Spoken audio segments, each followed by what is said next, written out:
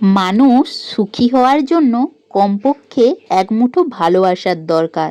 নারীদের পাশে একজন দায়িত্বশীল পুরুষ আর পুরুষের পাশে একজন বিশ্বাসী নারীর দরকার।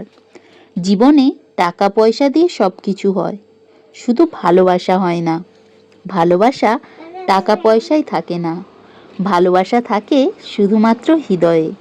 মুগ্ধতা থাকে দায়িত্বশীলতায়, বিশ্বস্ততা, যত্নশীলতা আর মায়াবী চাহনিতে।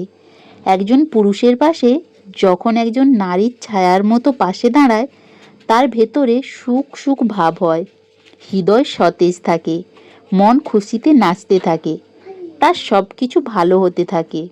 একজন নারীকে যখন একজন পুরুষ ঘাম জড়িয়ে টাকা ইনকাম করে, তার ভরণ পোষণের খরচা জোগায়, দায়িত্ব নিয়ে আগলে রাখে, তার ভালো মন্দ সব কিছু নিজের করে নেয়, তখন তার মনেও সুখ সুখ ভাব হয়।